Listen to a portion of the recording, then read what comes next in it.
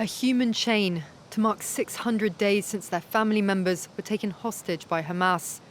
58 hostages still remain in Gaza, some 20 of whom are believed to be alive.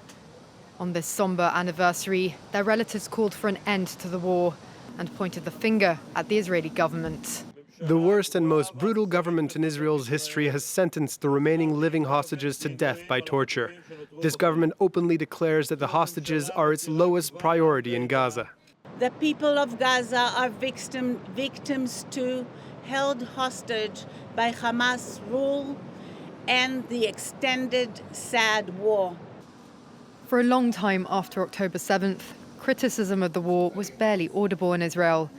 But in recent weeks, calls for a ceasefire have grown louder in the country, as has condemnation of its wartime conduct in Gaza. In an op-ed for Israeli daily Haaretz, former Prime Minister Ehud Olmert accused the current government of war crimes. And on France 24, former Israeli ambassador Eli Barnavi didn't mince his words either.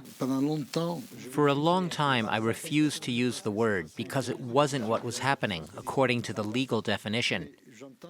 But I can hear what that gang of murderers that govern us are saying, and there's no other word for it.